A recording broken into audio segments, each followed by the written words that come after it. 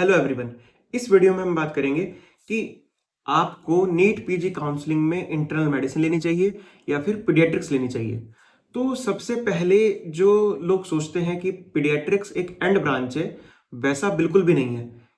Paediatrics के बाद paediatric cardiology, paediatric neurology, paediatric endocrinology जैसे इंटरनल मेडिसिन के बाद सारी ब्रांचेज हैं डीएम में, वैसे ही पीडियाट्रिक्स में भी है। तो पीडियाट्रिक्स एंड ब्रांच नहीं है सॉर्ट ऑफ। अब फिर लोग कहेंगे कि ये तो जैसे इंटरनल मेडिसिन है, उसका कंपटीशन तो BMS doctor, BHMS doctor, plain MBBS doctor, quack सबके साथ है। तो ऐसा नहीं है कि पीडियाट्रिक्स का नहीं है। हाँ, ये बात सही है कि पेरेंट्स अपने बच्चों को लेके ज्यादा कॉशियस होते हैं, तो वो पीडियाट्रिशियन स्लाइटली बिट प्रेफर करेंगे। लेकिन अगर तुम पेरीफेरी में जाओगे तो वहां पे जो क्वैक्स हैं वो बच्चे भी देख रहे हैं और वो पीडियाट्रिक्स की भी प्रैक्टिस कर रहे हैं। और जो एमडी मेडिसिन है वो भी मना नहीं कर रहे पीडियाट्रिक्स को।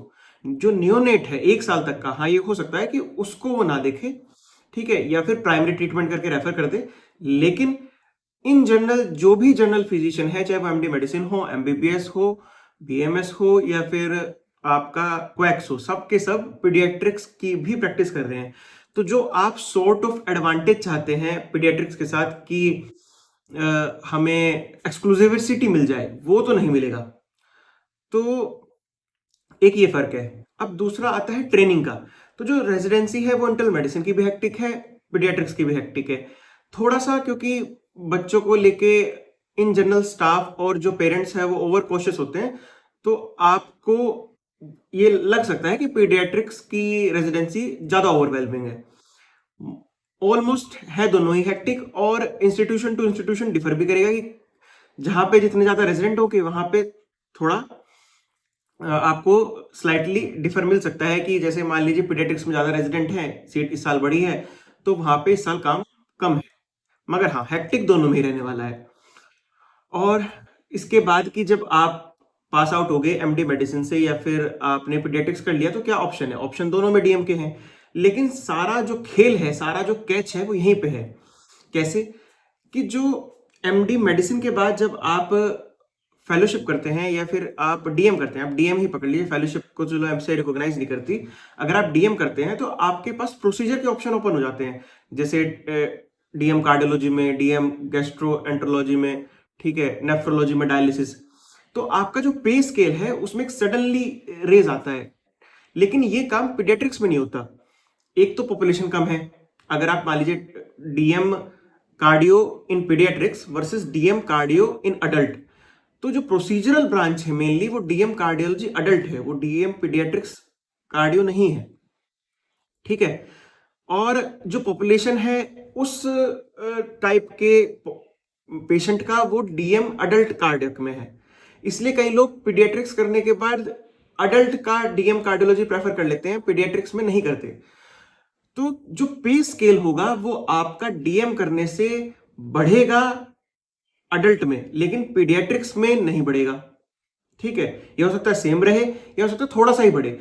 जो आप सुनते हैं कि बहुत पैसा कमा लिया, बहुत अमीर डॉक्टर हैं, वो इन जनरल एमडी मेडिसिन के बाद वही हैं जिन्होंने अडल्ट में डीएम कार्डियोलॉजी किया है, अडल्ट में क्या कहते हैं, गैस्ट्रोएंटरोलॉजी किया है।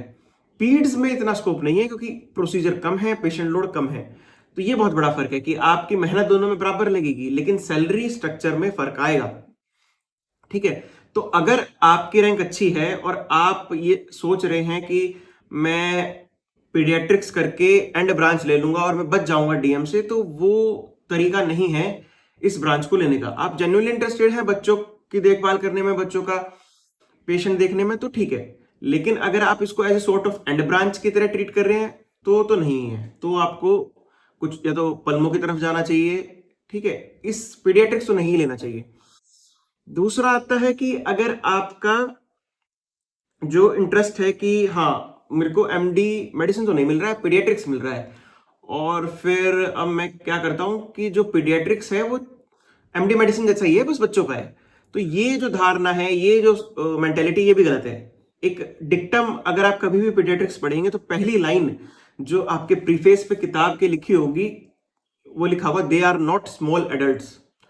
तो बेसिकली आप उनको छोटा अडल्ट मान के नहीं ट्रीट कर सकते। वो एक सेपरेट मेडिसिन है। लोग अंदाजे में ट्रीट कर रहे हैं, वो अलग मैटर है। ठीक है, आप देखेंगे कि लोग कुछ भी दवाई दे रहे हैं, उसका आधा करके दे दिया। पैरास्टामोल है तो आधा 60 किलो के मरीज को अगर आप 1000 mg पैरास्टामोल दे रहे हैं तो लोगों ने 30 किलो को 500 कर दिया। वो जुगाड़बाजी चल रही है, ठीक है, लेकिन वो सही तरीका नहीं है। तो वो एक अलग ब्रांच है, उसकी एक अलग पढ़ाई है, और उसका जो स्ट्रेटा है, जो डिसीज पर से है, वो भी अलग है। तो वो इंटरनल मेडिसिन नहीं है छोटे इंसान का, ये बात ध्यान रखनी है। वो एक डिफरेंट मेडिसिन है। और इसलिए कई बार ऐसा होता है कि जिसको इंटरनल मेडिसिन ही चाहिए होता है और वो एमडी पेडियाट्रिक्स लेता है तो वो छोड़ देता है, क्योंकि तब उसको समझ में आता है कि सेम स्कोप नहीं है फ्यूचर में, और सेम वो नहीं है पेशेंट स्टेटा, या मेरा इंटरेस्ट नहीं आ रहा। तो मैं बुराई नहीं कर रहा, मैं किसी भी ब्रांच की बुराई नहीं कर रहा। हमें सारी ही ब्रांचेस चाहिए सरवाइव करने के लिए, इस सिस्टम को चलाने के लिए, उसमें कोई शक नहीं है। लेकिन मैं ये चाहता हूं कि जब भी कोई चूज करे तो वो कॉशियसली चूज करे, उसे पता हो कि वो क्या प्रैक्टिस करने वाला है। मोस्ट ऑफ द टाइम पता ही नहीं होता।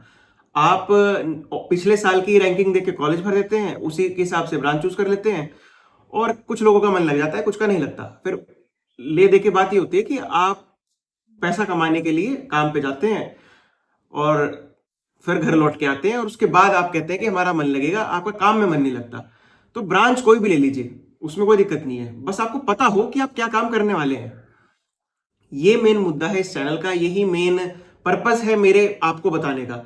ठीक है, औरों के ओपिनियन थोड़े डिफरेंट हो सकते हैं। आप हमेशा कोशिश कीजिए कि आप खुद से जाके एक्सपीरियंस करें कि कैसी ब्रांच है। एज ए इंटर्न एक ब्रांच को एक्सपीरियंस करना और एज ए जेआर में बहुत डिफरेंस है, और एज ए कंसल्टेंट भी डिफरेंट है। तो ये 3 स्टेज हैं जिसपे आप किसी भी ब्रांच को एक्सपीरियंस करते हैं, और तीनों के अपने अपने एक्सपीरियंस होंगे।